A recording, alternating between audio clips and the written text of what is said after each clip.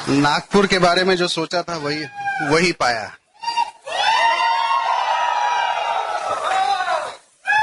अब आप लोग नागपुर का परिचय दे रहे हैं, अपने बॉम्बे का भी दे दो। नहीं, गुड।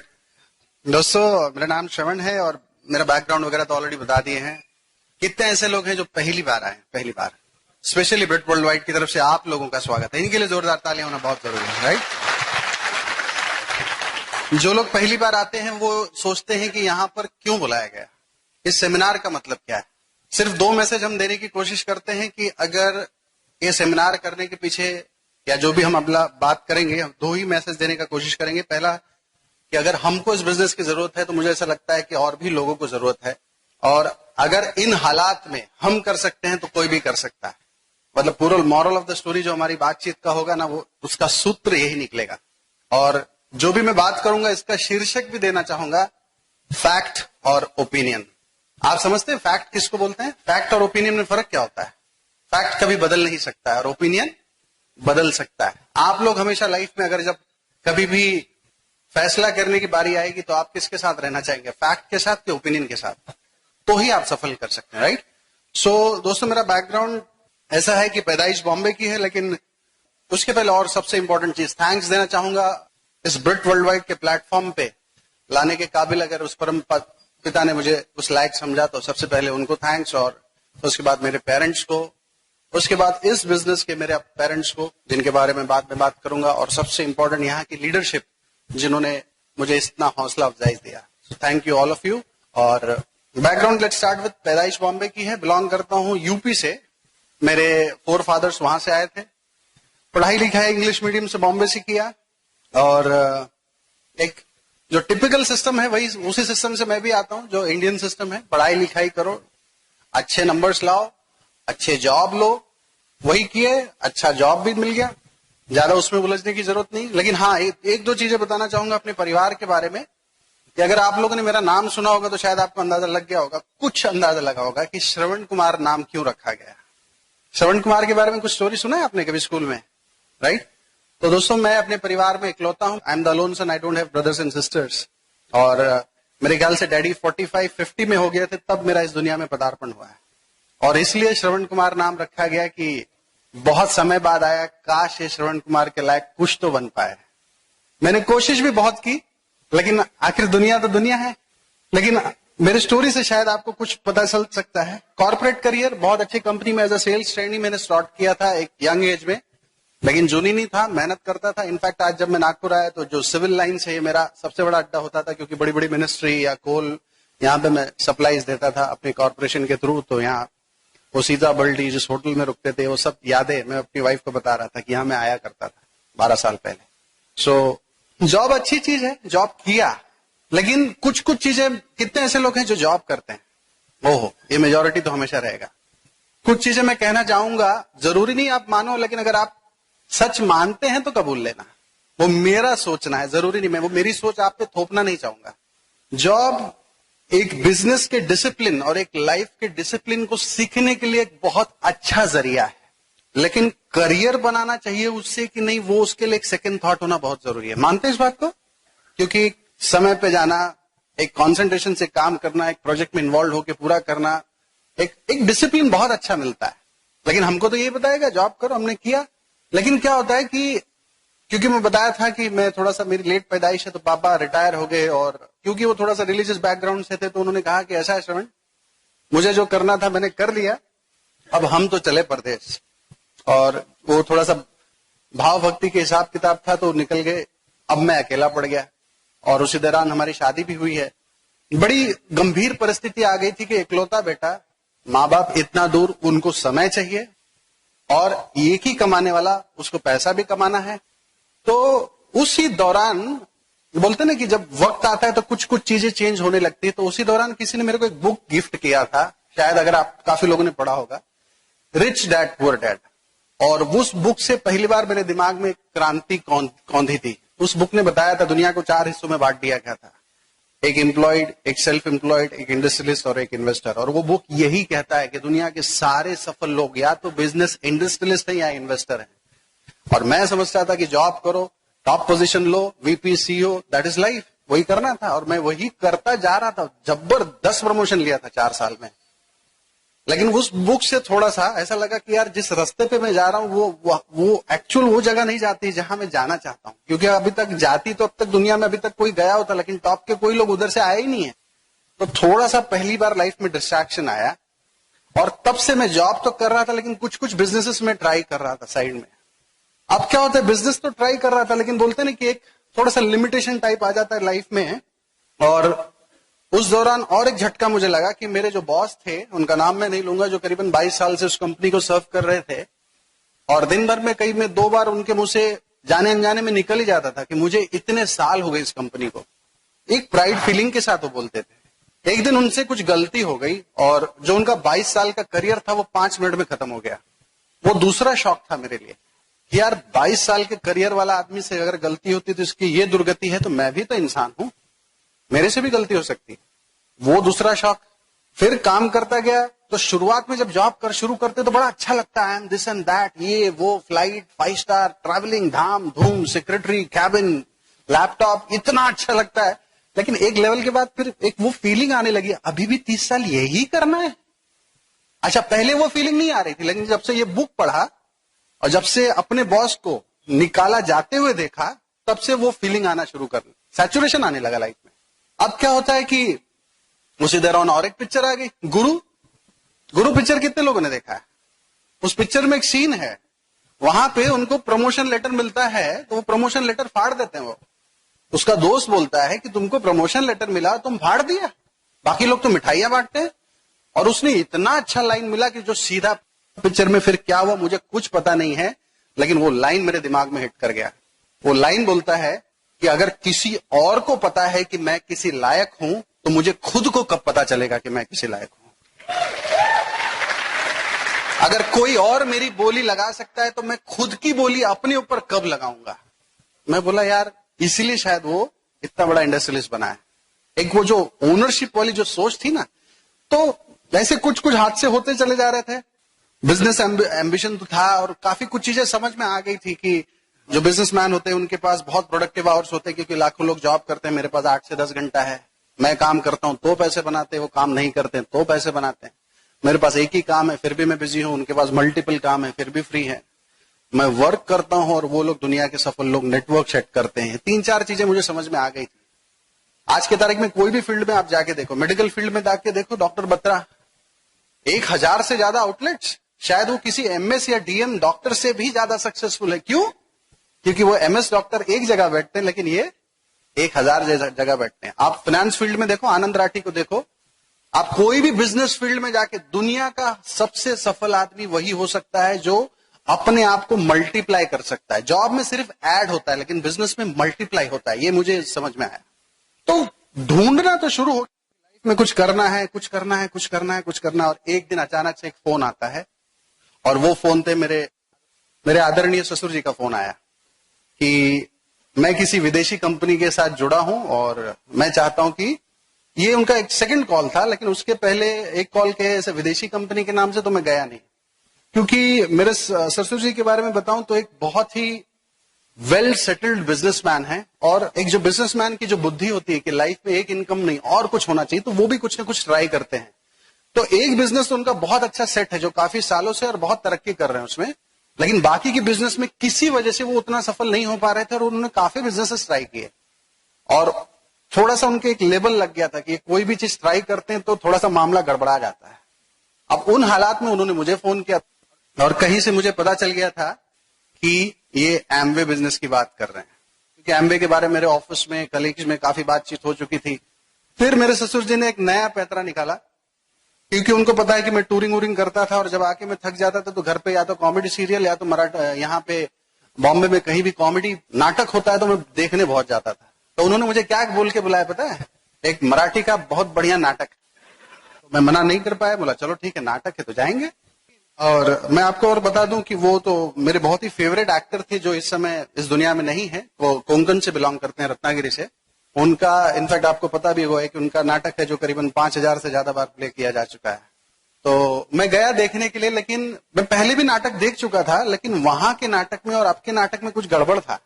पहले जब नाटक देखता था तो वहां के लोग, वहां का क्लास अब की बार जब नाटक देखने गया तो वहां पे लोग सूट में थे बाहर। मेरे लाइफ में पहली बार टेंशन की ये मराठी नाटक में ऐसा कौन सा सीन डाल दिए कि सब सूट में आने लगे। अब मैं बोला ठीक है भाई, हो सकता है कुछ क्रिएटिविटी डाली होगी, तो हम गए अंदर। अब अंदर गए तो 10 मिनट के बाद जैसे अभी वार्म अप हो ना, आर यू एक्साइटेड, तो मैं बोला उस एक्टर को बुलाने के लिए इतना एक्साइट क्यों करते, उसके अंदर तो खुद ही इतनी काबिलियत है। फिर नहीं समझ में आया मेरे। और फिर वो जो स्पीकर आया और आते ही उसने बोला, अपना बैकग्राउंड बताया और ये बताया, और जैसे ही उसने एम्बे का नाम बोला, वैसे तो मेरे बाल बहुत सॉफ्ट और नरम है, लेकिन उस दिन सब खड़े हो गए। और क्यों खड़े होंगे आपको पता लगा होगा। और मेरे ससुर जी उससे भी ज्यादा होशियार, वो क्या किए, मुझे बिठा दिए और उस दिन उन्होंने टिकट का पैसा भी खुद लगाया, और वो मेरे कम से कम 500 मीटर की रेडियस में बैठे ही नहीं थे, पता नहीं कहां चले गए। गजब फंसाया मुझे। लेकिन इसमें भी एक मैसेज है, मैं अपने ससुर जी का लीगल दामाद था। उन्होंने मेरे लिए अगर टिकट का पैसा दिया है तो चल सकता है, क्योंकि उन्होंने अपने घर से मेरे लाइफ की सबसे बड़ी खुशी अपनी बेटी भी दी है। तो अगर वो मेरे पर पैसा लगाते हैं तो कोई बात नहीं है, मैं दामाद हूं। लेकिन यहां पे कुछ आर्टिफिशियल दामाद भी बैठे होंगे,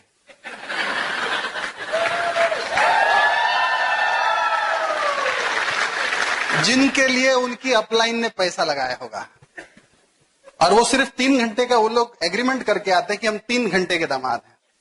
अगर उस नियत से कोई भी बैठा होगा तो कृपया करके इस फंक्शन खत्म होने के बाद अगर आपको लगा कि हमने बहुत अच्छे से सीखा और एंजॉय किया, तो पहला काम अपने टिकट का पैसा अपने उस न होने वाले ससुर जी को लौटा देना है। ठीक है, वेरी इंपॉर्टेंट। तो बैठा अंदर, अब जब अंदर आ गया था तो थोड़ा सा क्राउड वगैरह ठीक लग रहा था, तो और खास करके वो स्पीकर को मैं रिलेट कर रहा था, क्योंकि वो अमेरिका से आए थे, वो भी बहुत ही प्रोफाइल बैकग्राउंड से थे। तो बोला अब चलो आए हैं, अब आज देखते हैं क्या ब्रेन वॉश करते हैं। लेकिन जब 3 घंटे बाद जब वो सेमिनार खत्म हुआ, तब जिस माइंडसेट से मैं श्रवण कुमार बन के आया था और जिस माइंडसेट में निकला, उसमें जमीन आसमान का फर्क था। और आज जितने भी लोग आए हैं, अगर मेरे बोलने से कुछ भी लॉजिक या मेरे बैकग्राउंड से या मेरी पर्सनैलिटी से या मेरे इतने साल के प्रोसेस या करियर से अगर आपको कुछ भी रिलेट हो सके और आपको ऐसा लगता है कि नहीं ये चीज करना चाहिए, तो मेरा आना सार्थक है। हमारा मेन पर्पस ही वही है। और फिर क्या होता है कि बाद में मुझे पता चला, क्योंकि मैं हमेशा अवॉइड करता था कि मैं कब बॉम्बे में हूं, क्योंकि ससुर जी उस वक्त अचानक से बहुत ही वेगवान तरीके से पीछे पड़ गए थे इस फंक्शन जाने के पीछे। तो उस वक्त मुझे पता चला कि मेरे उस फंक्शन में ले जाने के पीछे किसी और की भूमिका बहुत तगड़ी थी। मेरे पीछे मेरे घर के सीबीआई और रॉ लगे हुए थे बताने के लिए कि इस समय वो घर पे मौजूद हैं, आप आ जाओ। आपको पता हो सकता है वो कौन हो सकता है, तो मैं चाहूंगा कि पहले थोड़ा सा वो अपने बारे में बताएं, फिर उसके बाद मैं फिर बात करूंगा। So please help me welcome my diamond lady Mrs Poonam. Thank you so much friends. सबसे पहले तो मैं ब्रिट वर्ल्डवाइड सिस्टम की शुक्रिया करूंगी कि जिसकी वजह से आज मैं आप लोगों के सामने हूं और इस स्टेज पे हूं। फ्रेंड्स, ब्रिट वर्ल्डवाइड सिस्टम की तरफ से मैं आप सबको बहुत बहुत धन्यवाद देती हूं, क्योंकि बहुत सारे लोग ऐसे हैं जो काम से आए हुए हैं और काफी सारी लेडीज ऐसे हैं जो आप बोलते हैं ना कि काम करके काम को कुछ पोस्टपोन्ड करके आए होंगे, तो उसके लिए मैं बहुत बहुत धन्यवाद देती हूँ। सबसे पहले मैं गॉड को धन्यवाद दूंगी कि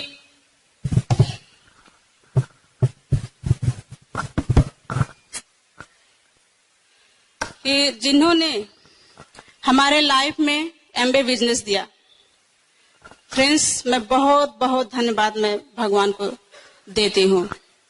उसके बाद में मैं अपने सारे अप्लायंस को धन्यवाद दूंगी जिन्होंने हमें कदम कदम पे चलना सिखाया। फ्रेंड्स, अगर उन्होंने चलना नहीं सिखाया होता तो शायद मैं यहाँ पे नहीं होती। फ्रेंड्स, उसके बाद फ्रेंड्स बोलते हैं कि इन्होंने बताया, इनके पीछे भूमिका वाकई मेरा था। मेरा नाम पूनम दुबे है और मैं एक सिंपल होम मेकर हूँ। फ्रेंड्स, बोलते हैं ना सिंपल बोले तो बहुत सिंपल, घर के 4 दीवारी के अंदर रहने वाले। फ्रेंड्स, इनकी पढ़ाई लिखाई बॉम्बे की और मैं नॉर्थ से बिलोंग करती हूँ और हमारी पढ़ाई लिखाई गांव से। इनकी लाइफ स्टाइल बॉम्बे की तो हमारी गांव से। तो यानी हम दोनों का अगर ये इष्ट थे तो हम बेस्ट थे। तो आप लोग समझ जाइए कि हम दोनों का मैचिंग होना तो बहुत डिफिकल्ट था। लेकिन फ्रेंड्स बोलते हैं ना कि ये बिजनेस हमारे लाइफ में आया और बिट वर्ल्डवाइड सिस्टम हमारे लाइफ में आया, आज हम दोनों बी आर द बेस्ट हो गए हैं फ्रेंड्स। बिजनेस के बारे में तो इन्होंने बता ही दिया है। नाटक के बहुत शौकीन थे, तो उसके पीछे हमने भूमिका रची, क्योंकि हमारा एक ड्रीम था। इनका जॉब ऐसे था कि हमेशा बाहर ही रहते थे, हमारा ड्रीम था कि हम इनके साथ में रहे फ्रेंड्स। क्योंकि अगर एक लड़की शादी करती है तो साथ में रहने के लिए, ना कि दूर रहने के लिए। तो हमारी बहुत बड़ा ड्रीम था कि हम दोनों साथ में रहे फ्रेंड्स। चैलेंज के बारे में अगर बोले, चैलेंज बोलो या प्रॉब्लम बोलो, तो रियली एज एक सिंपल होम मेकर के लाइफ में आया। ऐसा था कि घर के चार दीवारी के अंदर रहने वाली मुझे ये भी नहीं मालूम था कि हमारे एरिया का मार्केट कहाँ है, और मुझे ये भी नहीं मालूम था कि हमारे एरिया का स्टेशन कहाँ है। बहुत ही हमारे लिए बहुत डिफिकल्ट था बाहर निकलना फ्रेंड्स। जब मैं बाहर निकलना शुरू किया और मैं स्टेशन पे गई तो इंडिकेटर पे देखा, और जब तक मैं अपनी ट्रेन देखती तब तक हमारी ट्रेन निकल जाती। तो इस तरह से हमने धीरे धीरे धीरे धीरे समझना शुरू किया, और इनका बहुत बड़ा हाथ है हमको बाहर निकालने के लिए। इन्होंने हमको गाइडेंस करते रहे, हमेशा बोलते रहे, पूनम तू जाओ बाहर, अगर कहीं कुछ प्रॉब्लम होता है तो तुम हमारे पास में फोन करना, या तो किसी पुलिस वाले से ही आप पूछ लेना कहाँ जाना है आपको, और किसी से मत पूछना। उसके बाद फ्रेंड्स बोलते हैं कि गांव से आई हुई लड़की, हमारे लिए तो एक ड्रीम था बॉम्बे में आना, तो हमारा ड्रीम पूरा हुआ। लेकिन वही हो गया हमारा ड्रीम कि बॉम्बे टू गांव, गांव टू बॉम्बे, यही हमारा लाइफ रहा है। घूमने फिरने का मुझे बहुत शौक था। जॉब के टाइम पे अकेले जाते थे घूमने, लेकिन हम चार दीवारी के अंदर ही रहते थे। लेकिन आज फ्रेंड्स इस बिजनेस के द्वारा, बोलते हैं पासपोर्ट किसे कहते हैं वो भी नहीं मुझे मालूम था, लेकिन अब पासपोर्ट के हर पन्ने पर कंट्री के वीजे लगे हुए हैं। जब मैंने बिजनेस शुरू किया फ्रेंड्स, बोलते हैं ना एज द लेडीज काफी सारे चैलेंजेस आते हैं, तो हमारे सामने भी आया। जब हमने बिजनेस शुरू किया तो हमारे लाइफ में 7 साल के बाद में हमारा बेटा आया शिवम, और वो 3 महीने का था। तो 3 महीने का लड़का छोड़कर बाहर निकलना हमारे लिए बहुत डिफिकल्ट था। लेकिन फ्रेंड्स हमने उसको ड्रीम ही बना लिया अपना। मैं यही सोची कि अगर मुझे करना है बिजनेस तो मेरे बेटे के लिए करना है, क्योंकि मैं नहीं चाहती हूँ कि हमारा बेटा जो लाइफ हमने देखा वही लाइफ हमारा बेटा भी देखे। तो हमने उसके लिए स्टार्ट किया फ्रेंड्स। और बोलते हैं ना कि अगर आपका कोई भी ड्रीम स्ट्रांग है तो ये बिजनेस करने में बहुत अच्छा लगेगा फ्रेंड्स। शॉपिंग बोलते ना, खरीदारी की टाइम आती थी, कुछ लेने का टाइम आता था तो हमको पॉकेट देखना पड़ता था। लेकिन आज इस बिजनेस के थ्रू जो हमें पसंद आता है हम वही लेकर आते हैं फ्रेंड्स। ऐसे ही छोटे छोटे काम हमने किया है और करते गए। बोलते हैं ना कि एवरी डे एक नया चैलेंज आया, और एवरी डे एक नए चैलेंज के साथ हमने उसको एंजॉय भी किया, बर्डन नहीं लिया, एंजॉय करते हुए इस बिजनेस को किया। फ्रेंड्स बोलते हैं ना कि हमने एक बुक में पढ़ा था कि हमारा और आपका जीवन बच्चे और फैमिली के लिए या तो एक चेतावनी बनेगा या तो एक मिसाल बनेगा। फ्रेंड्स हमने अपना जीवन चेतावनी नहीं बनाया, हमने अपना जीवन मिसाल बनाया ताकि हमारा बच्चा हमको फॉलो कर सके। ऐसे ही छोटे छोटे काम हमने किया फ्रेंड्स। और उसके बाद में फ्रेंड्स मैं यही बोलूंगी लास्ट में कि जो कल बीत गया उसको तो हम ला नहीं सकते हैं, लेकिन आने वाला कल हम जरूर बदल सकते हैं इस बिजनेस के थ्रू। कैसे बदल सकते हैं, कैसे बदलना है, वो हम आपको सेकंड पार्ट में बताएंगे। Thank you so much.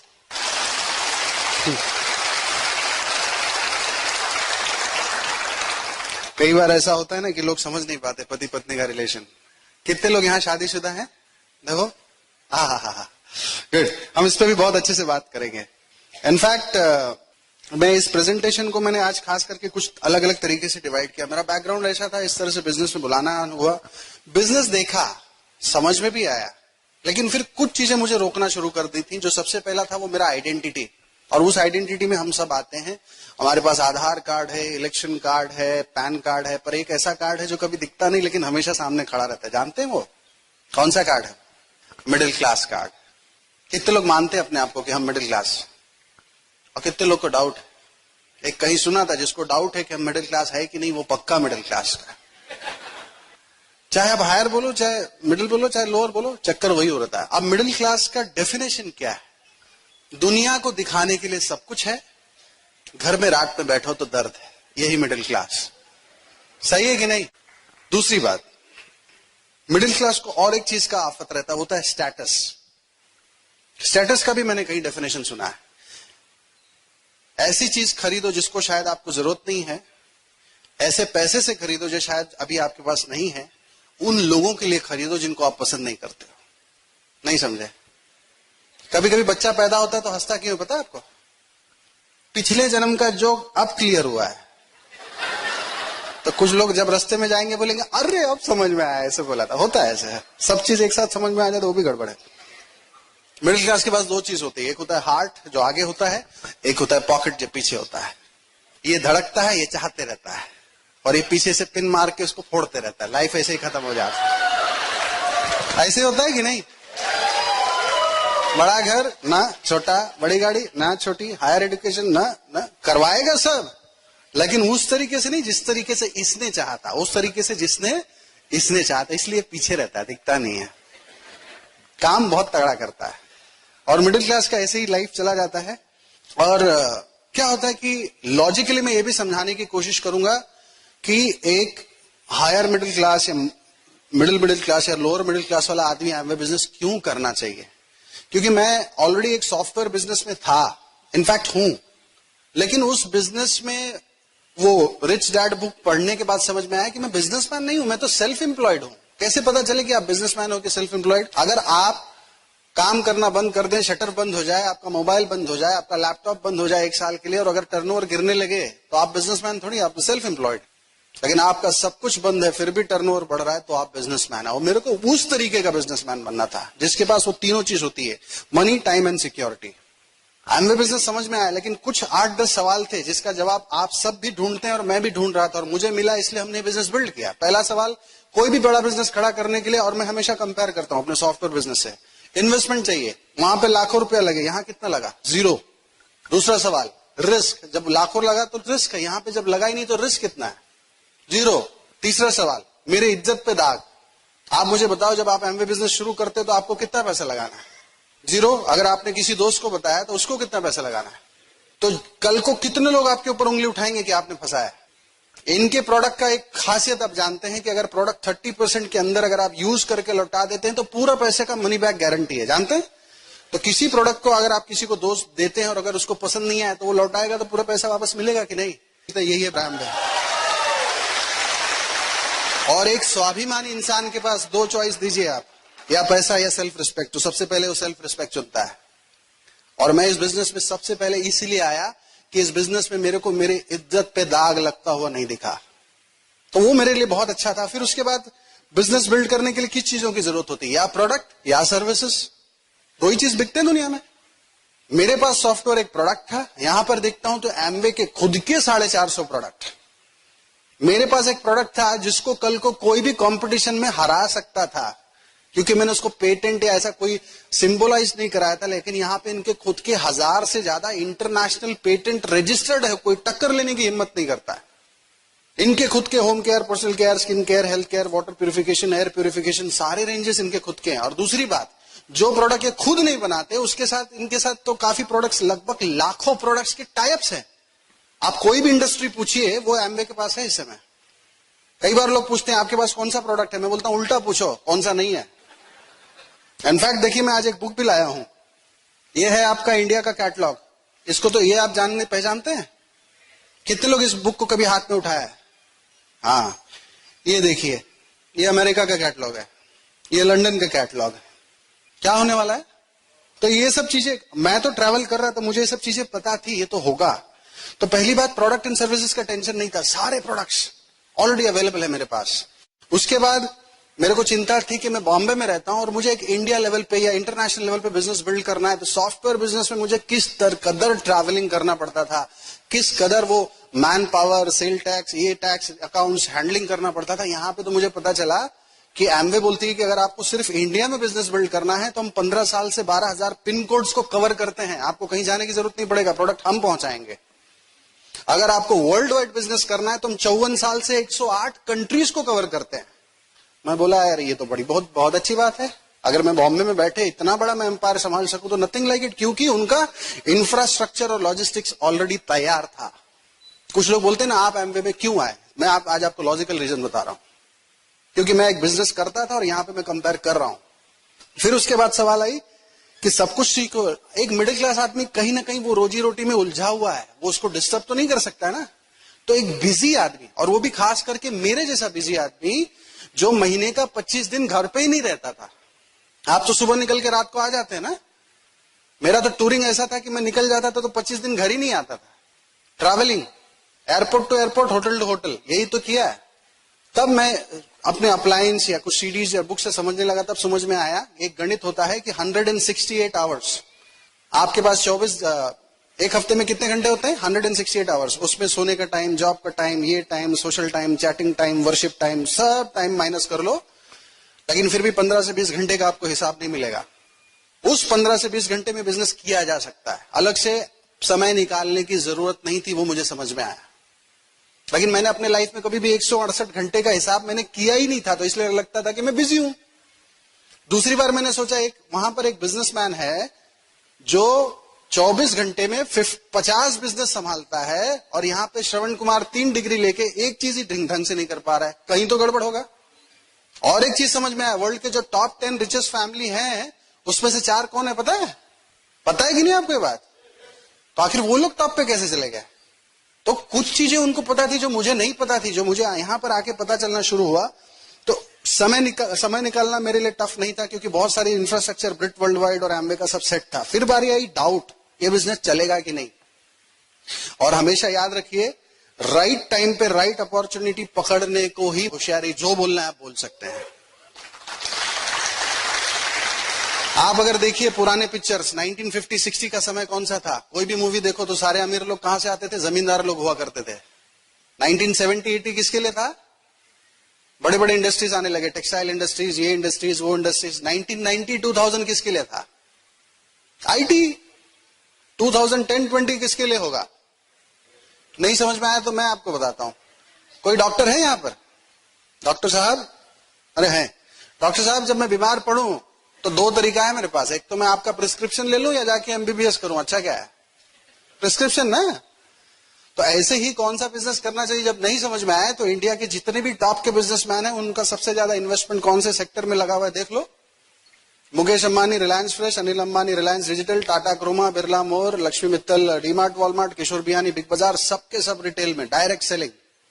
एक मैन्युफैक्चरर जब कंज्यूमर के पास डायरेक्ट जा रहा है, आज के तारीख में आपका टाटा स्काई या कोई भी जो है ना केबल वाला, वो केबल के थ्रू नहीं आता, वो डायरेक्ट आ रहे हैं।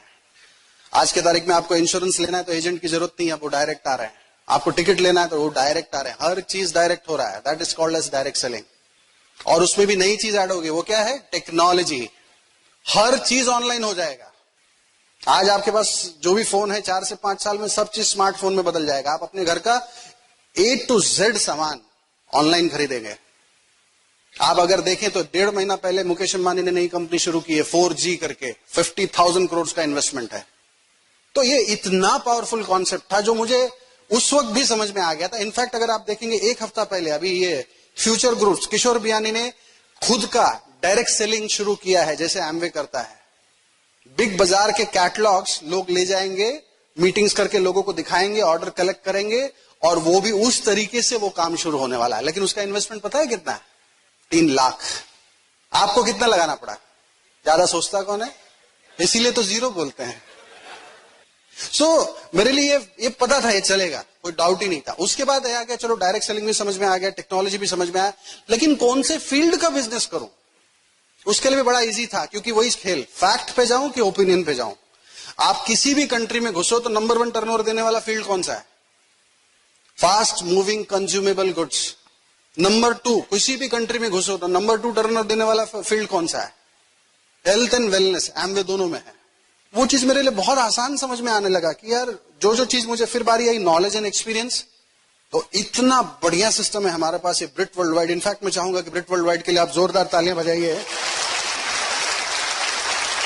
कि आप बॉम्बे में बैठते हैं लेकिन आपका नेटवर्क पूरे इंडिया में, इंडिया के बाहर आप कहीं भी फैला दो, लेकिन इनका जो एजुकेशन सिस्टम है या जो इनका वर्किंग पैटर्न है, आपको कम से कम ट्रैवल और कम से कम एक्सपेंस में बहुत बड़ा एम्पायर खड़ा करने का उनका इंफ्रास्ट्रक्चर है। क्योंकि मुझे पता है ना कि मुझे खाली बॉम्बे टू बैंगलोर भी जाके अगर किसी को खड़ा करना था तो मेरा क्या खर्चा लगता था, और आज बिकॉज ऑफ दिस सिस्टम मुझे आज पूरे इंडिया में बिजनेस बिल्ड करते वक्त मेरा कितना, तो मैं हमेशा कंपेयर किया तो वो समझ में आया। फिर दूसरा आता है रीजन एंड विजन। कभी भी क्या होता है, एक समय, फ्यूचर क्या है। 15 साल पहले आपको बोला होता पानी बेचते हैं, मानते मेरी बात, हंस दिए होते पानी बेचने निकला है, ले जाओ एक बाल्टी मेरे घर से। लेकिन आज बिस्लरी आप जानते हैं। एक चीज मुझे बताओ कि उस वक्त जिसने भी शुरू किया होता तो उस वक्त लोगों ने बहुत अच्छा बोला होगा ना, क्या कॉन्सेप्ट है, शुरू कर। कभी भी बिजनेस कब शुरू करना चाहिए, जब लोग हंसें तब, कि जब लोग को समझ जाए तब। 15 साल पहले आपको बोला होता चलो 16 रुपए इनकमिंग है, मोबाइल का बिजनेस शुरू करते हैं, टेलीकम्युनिकेशन का, आप मानते हैं? आज मोबाइल क्या हो गया, Bill Gates number 2 because of telecom आया है। तो फ्यूचर है, ऐसे ही ई कॉमर्स एक फ्यूचर है जो होगा। पहले लोग बोलते थे आप एमवे कर रहे हो, अब यही लोग बोलेंगे आपने एमवे नहीं किया अभी तक। सुर बदलते हैं, देखा है लोगों का। ये बिजनेस में उतना दम है कि अच्छे अच्छे सुर ताल बदलवा देगा थोड़े दिन में, तो होगा। तो knowledge as an experience Britt Worldwide system का था। उसके बाद आता है ना कि ब्रिट वर्ल्ड वाइड की जो सबसे बड़ी खासियत यह है कि वो रिलेटिबिलिटी। कई बार क्योंकि मैं प्रोफेशनल था, मेरे ग्रुप में भी अगर आप देखेंगे बहुत प्रोफेशनल, बहुत बड़े बड़े बिजनेसमैन हैं, उनका स्टार्टिंग हिच ही था कि मैं क्यों करूं। लेकिन अगर आप एक एक फील्ड का नाम लें, आप बैंकर का नाम लें तो हमारे पास सिटी बैंक्स के वाइस प्रेसिडेंट है Kulin Desai, he is a diamond in America. अगर आप होटेलियर का नाम लें तो we have Anil Shetty, he is a diamond. अगर आप फिल्म इंडस्ट्री से नाम लें तो we have Pankaj Titoria, he is a diamond. आप यंगस्टर का एक पढ़ते हुए बच्चे का नाम लें जिन्होंने बिजनेस में आके डायमंड चला गया तो वो है राजा नरेन। अगर आप एक पीएचडी साइंटिस्ट का नाम लें तो we have doctor Kanti Gala. आप फाइनेंस के एक्सपर्ट का नाम लेते we have John Sustina, American government के फाइनेंस प्लानर बन चुके हैं। तो किसी भी फील्ड का, आप लॉ का फील्ड, आप हमारे सूरत के एक diamond mister Jayesh Verma, is a very big industrialist. तो किसी भी फील्ड का आप नाम लें कि यार ये फील्ड वाले थोड़ी ना आते होंगे, आप खाली नाम लेके दो, हम सैकड़ों दिखाएंगे आपको जो ये बिजनेस कर रहे हैं और सक्सेसफुली कर रहे हैं। तो ये रिलेटिबिलिटी, मुझे आईटी की बात करो तो एक से एक आईटी, कुमार शिवराम है, डबल डायमंड है, देन राज शाह है, बॉम्बे में कितने सारे, Ankur Gupta, lot of people in IT. तो हर फील्ड के लोगों को, आप पढ़े लिखे लोगों का नाम लो तो नोबेल प्राइज से नॉमिनेटेड किए गए डॉक्टर हेल्यू बॉल, he is executive diamond in Amway. In fact America की बात छोड़ो, इंडिया की बात करो, आप जानते हैं नांदेड़ के mister Rajaram more, he is a founders diamond. कितने डिग्री है उनके पास, कब अगर आप उनका सीडी देखेंगे तो 4 मिनट तो उनका डिग्री में जाता है बताने में। तो हर कैलिबर के लोगों को इस बिजनेस में आना अच्छा लगता है because of such a wonderful corporation, such a wonderful product and such a wonderful system. इसलिए वो लोग आते हैं क्योंकि उनको अपना फ्यूचर समझ में आ रहा है। और जो सबसे खतरनाक सवाल मेरे लिए था वो ये है कि मैं तो अकेला हूं, मुझे मदद कौन करेगा। और ऐसे टाइम पे इतना अच्छा जवाब मुझे मिला जो आप सबके पास है। हो सके तो पहचानने की कोशिश करो। अब तक आपने ताली बजाया नहीं बजाया मुझे नहीं पता, लेकिन अब जब मैं एक नाम लूंगा तो आपको ताली बजाना पड़ेगा, क्योंकि अब मैं अपने अपलायंस का नाम लेने जा रहा हूं जिनके वजह से जो कुछ भी हो। और मैं स्टार्ट करता हूं तो very powerful couple, in fact Poonam के साथ जो सीबीआई और रॉ का काम करते थे ना मेरे पीछे, जब मैं बिजनेस में नहीं आया था, मेरे से 2 साल छोटे हैं, is younger to me but he is a founder emerald, Shyam Sundar और अर्चना सिंह, वेरी पावरफुल।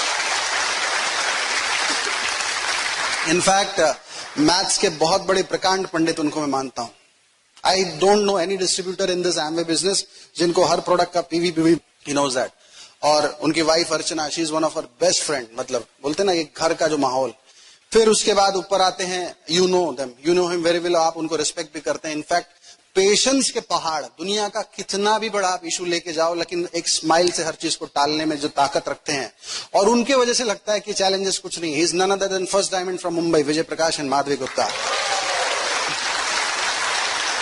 फिर उसके ऊपर आते हैं एक ऐसी शख्सियत कि जिनके अगर आप 20 मीटर के रेडियस में रहेंगे ना तो आप अपने आप हंसने लगेंगे।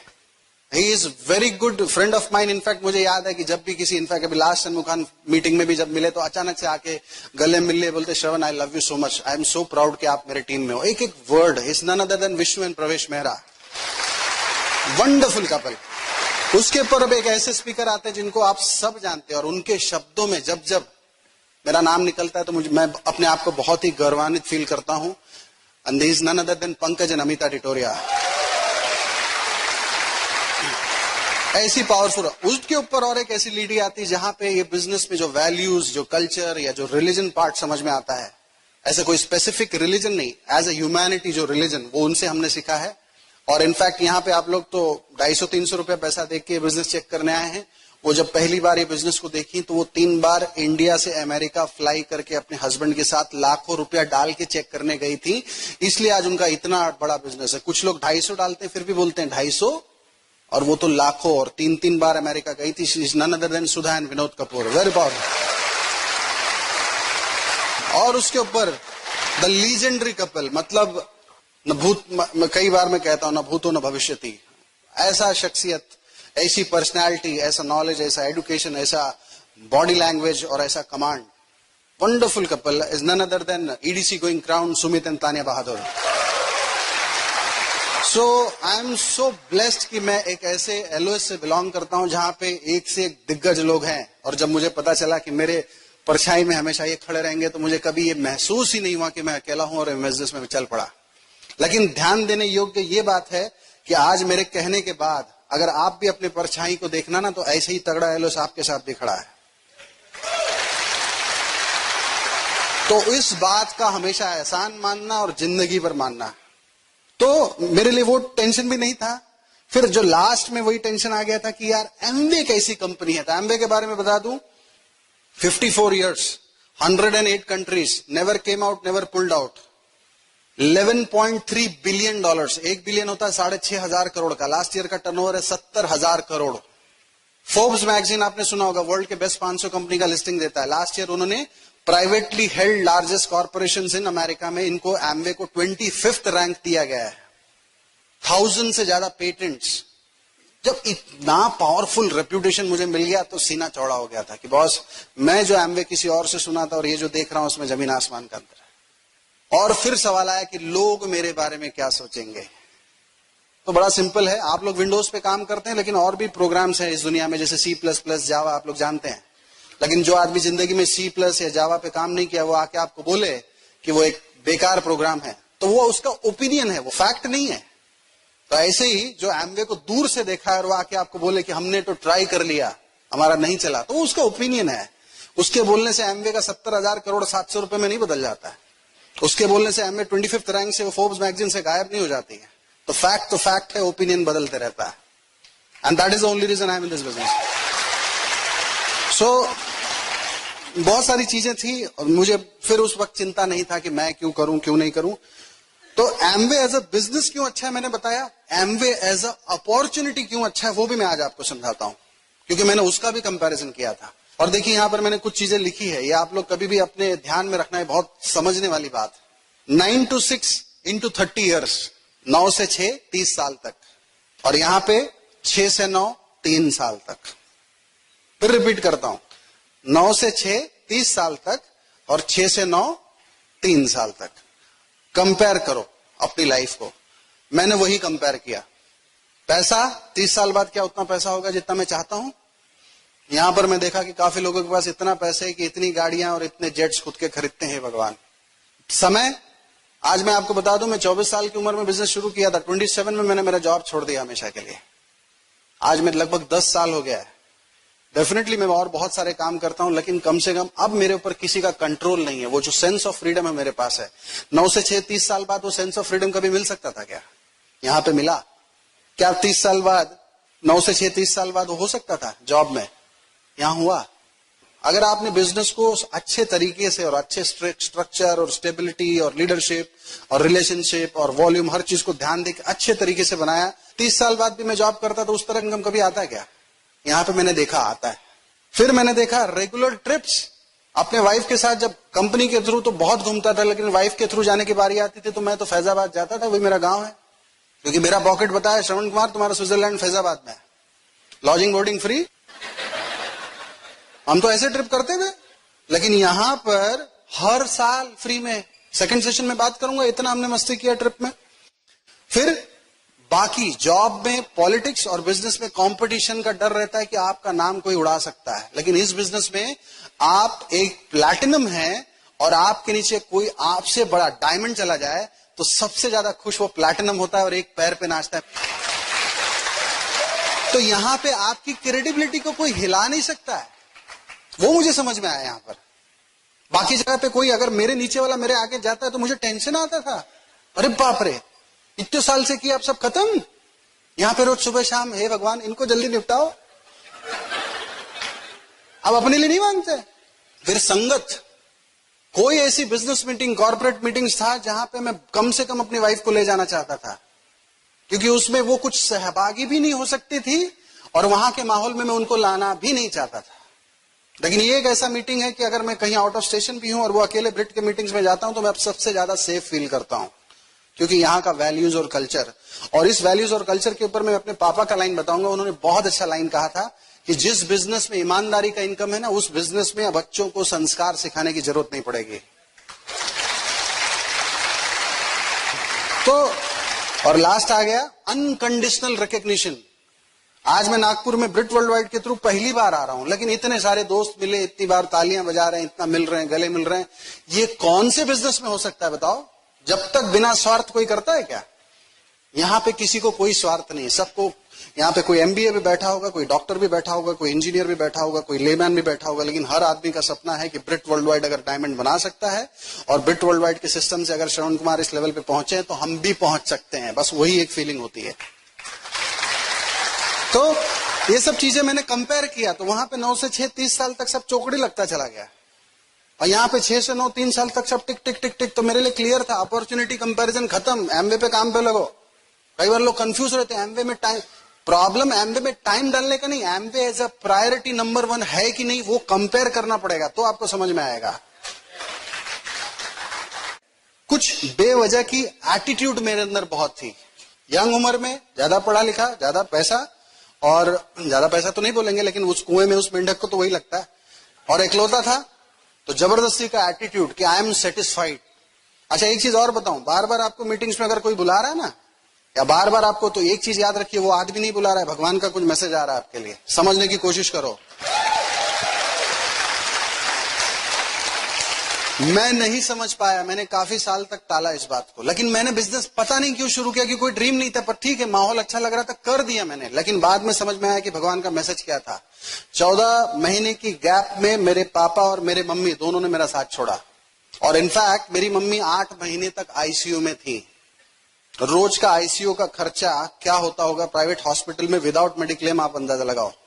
मेरे डैडी का 35 साल का कमाया हुआ धन, मेरा कमाया हुआ धन, और प्लस और कर्जे सब एक साथ लद गए। ऊपर से मैं जॉब पे भी नहीं था। इतना भयंकर फाइनेंस का सिचुएशन घर में आया था, लेकिन थैंक्स टू दिस बिजनेस कि मैं एक लेवल तक बिल्ड कर चुका था कि मुझे कम से कम ऊपर उठा के तो ले आया। यहां तक तो डूबा लेकिन यहां तक नहीं डूबने दिया, बिकॉज ऑफ दिस सिस्टम।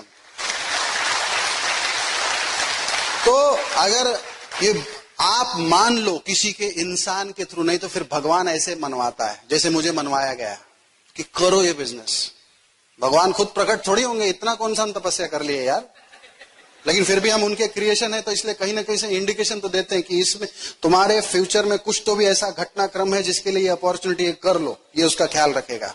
तो समझने की कोशिश करो। फिर बारी आती है, मुझे ज्यादा पैसे की जरूरत नहीं है। ये कौन आदमी बोलता है? हाँ, आपको जवाब पता है।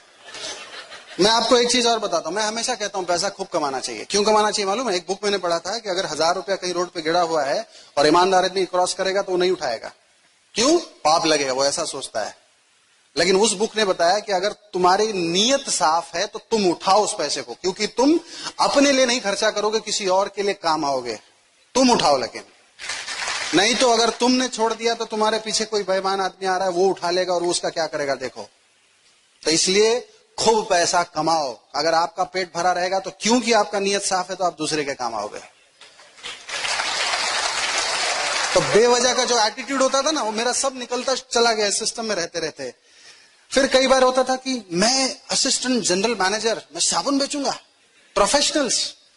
एक कैसेट में सुना कि एक कमजोर शेर, लायन, जो जंगल में है वो ज्यादा सुखी है ना कि वो एक मजबूत शेर जो पिंजड़े में है।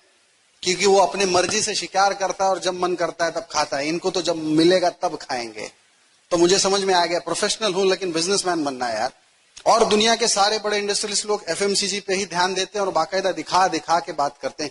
डोर टू डोर सेलिंग हम नहीं करते हैं, रेफरेंसिंग सेलिंग करते हैं। एक प्रोफेशनलिज्म है वो, उसमें कोई बुरी बात नहीं। लोग बोलते हैं क्या चैलेंजेस आया है? कोई चैलेंजेस नहीं आया हमारे पास, क्योंकि चैलेंज को हमने कभी माना ही नहीं। पहला चैलेंज, लोग बोलते हैं प्रोडक्ट महंगे, मेरे पास टाइम नहीं, मैं एमबीए करके जो सवाल आते हैं ना, इस बिजनेस में आके एक ही चीज मुझे समझ में आया, क्योंकि ग्रेजुएशन पोस्ट ग्रेजुएशन करते करते मैं 15-20 हजार सवाल याद कर चुका हूं। लेकिन इस बिजनेस में समझ में आया कि 22 से ज्यादा सवाल आते ही नहीं है। 6% पे था, फाउंडर एमरल्ड था, सिलेबस चेंज ही नहीं हुआ आज तक, ले दे के लोग वही पूछते हैं। तो मेरे लिए कितना, अब मुझे वो तकलीफ नहीं लग रहा था, मजा आता है। ले दे के क्या पूछेगा, पूछ ले।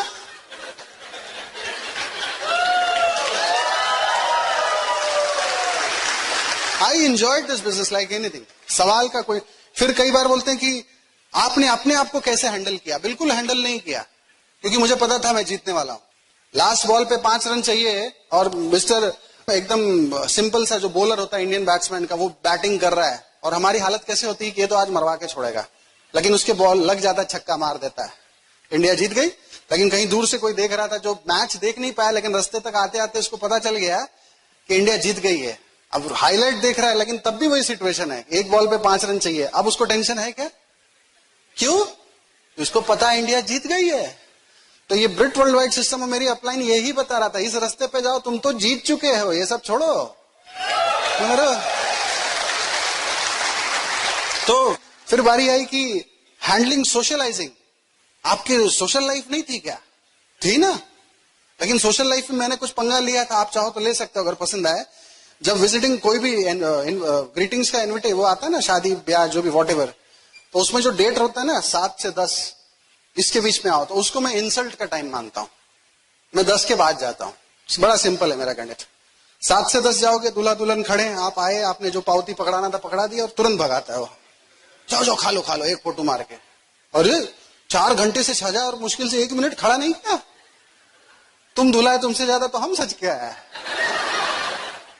लेकिन फिर हम क्या करते हैं, 10 साढ़े 10 के बाद जाते हैं। सब चले गए, शादी में मिलने किससे जाते हैं? दूल्हे से। सबसे लास्ट तक रुकता कौन है? लास्ट में परिवार को लेकर खाना खाने बैठता है। आप पहुंच जाओगे तो आपको भी लेके आओ, आओ साहब इधर ही बैठो। अब लास्ट में भाई रहे तो 1 घंटे तक मेरा शूटिंग हो रहा है। तो जो लोग मेरे दोस्त लोग आते हैं ना, बोलते हैं ये तो आया ही नहीं। बोले हम तो इतना देर थे, हमारा एक फोटो और ये तो आया ही नहीं पूरा, इसका 1 घंटे का कवरेज। बोस खेल इधर का है। उसने ठान लिया शादी करने का, तुमने अभी तक डायमंड जाने का ठाना है क्या? कोई सोशलाइजिंग मिस नहीं किया, लेकिन तरीके से किया, अपना बिजनेस प्लान या डेमो छोड़ के नहीं किया। बहुत सारी चीजें थी। फिर बारी आई कि आपने, लोग आपको जब मना करते थे, ये करते थे वो करते थे, तब आप कैसे करते थे? कुछ नहीं करते थे यार। आज बारिश था ना नागपुर में, तो कुछ मेंढक निकले होंगे। उस मेंढक के पीछे जाके आप लकड़ी से ऐसे खोदो तो क्या करेगा? जम मारेगा उधर, फिर खोदो जम मारेगा उधर। किसी शेर को जाके खोदो,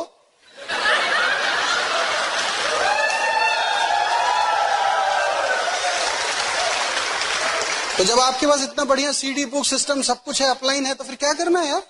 क्यों मैं मेंढक हूं बोलने का? You are a lion. फिर बारी आती है, लोग बोलते हैं कि आपका तो लक बहुत अच्छा था। थैंक गॉड मैं बुक्स पढ़ता था, लक्ष्य के बारे में इतना अच्छा मैंने लाइन सुना था, जब आपका बुरा समय चले तब प्रैक्टिस करो, और जब अच्छा समय शुरू हो तो दोनों हाथ से लूटो। यही लक बोलते हैं। नहीं समझे? जो निराशावादी लोग होते हैं ना, वो क्या करते हैं, जब बुरा वक्त चलता है ना तो रोते हैं, मेरे साथ तो कोई मीटिंग में आता नहीं है, सब प्रोडक्ट महंगा बोलते हैं, रोते ही रहते हैं। और उनका जब अच्छा वक्त शुरू हो जाता है ना, तब वो सीखना शुरू करते हैं, क्या जवाब दूं। और जब तक वो सीख के तैयार होते तब तक अच्छा वक्त खत्म, फिर बुरा शुरू। तो लक का डेफिनेशन यही है कि बुरा वक्त, क्योंकि आज मैं इस बिजनेस में जो भी हूं, मैं उन इनिशियल डेज की बात करता हूं जो स्टार्टिंग के 1 साल 2 साल थे, जब मेरी टीम बहुत छोटी थी, लेकिन मैं रेगुलर मीटिंग्स में आके नोट्स बनाता था, सीखता था, सब कुछ करता था, क्योंकि मेरी टीम नहीं बड़ी थी, लेकिन एक जज्बा था कि मेरी बहुत बड़ी टीम होगी, लेकिन उसके लिए तैयार तो होना पड़ेगा। तो मैं अपना क्रेडिट उसको देता हूं। कुछ लोग बोलते हैं आपने इस बिजनेस से क्या पाया? समय। एक वक्त था कि 25 दिन था मैं घर नहीं आता था, और आज 11 साल हो गए घर से बाहर नहीं निकला हूं। इनफैक्ट मैं अपने बेटे को, शिवम नाम है, उसको पर्सनली स्कूल छोड़ना, लाना, ट्यूशन छोड़ना मैं खुद करता हूं। इनफैक्ट वहां जाता हूं तो 99% लेडीज ही खड़ी रहती हैं और मेरे को देख के बोलती है कितना स्मार्ट, हैंडसम, पढ़ा लिखा लड़का है, लेकिन बेचारे के पास नौकरी नहीं है।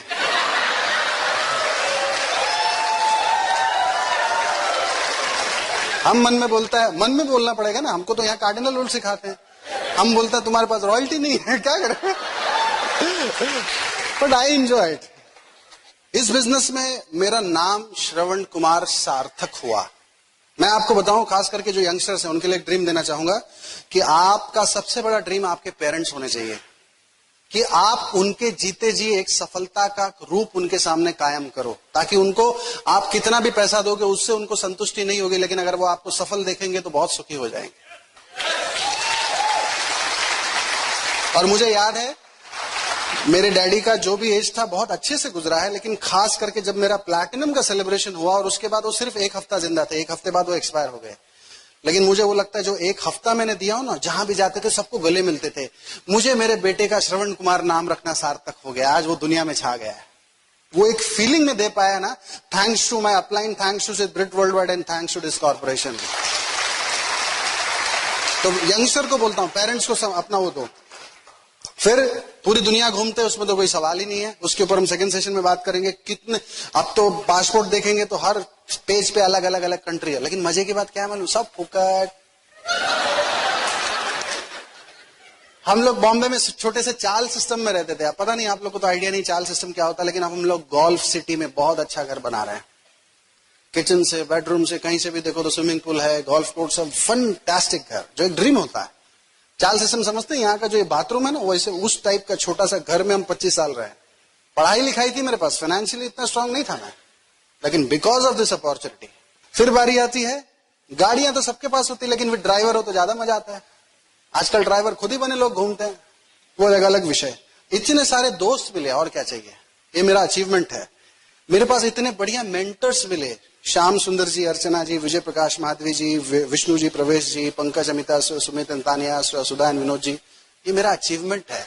और लास्ट में एक ही चीज के साथ मैं खत्म करूंगा कि जो मुझे सबसे बड़ा अचीवमेंट इस बिजनेस में मिला, कि आज दुनिया में बहुत कम लोगों के पास सपना है। आज मेरे पास एक सपना है, जिंदगी जीने का एक मकसद है, एक लक्ष्य है, और उस बात को पूरा करने का बहुत खुशी और जज्बा है जो बाहर की दुनिया में नहीं है। So I am so happy for it. और आप लोग से बात करते बहुत अच्छा लगा। Thank you so much. Good night. While the techniques and approaches suggested may have worked for others, no one can guarantee that they will work for you. We hope, however, that the ideas presented here will assist you in developing a strong and profitable business.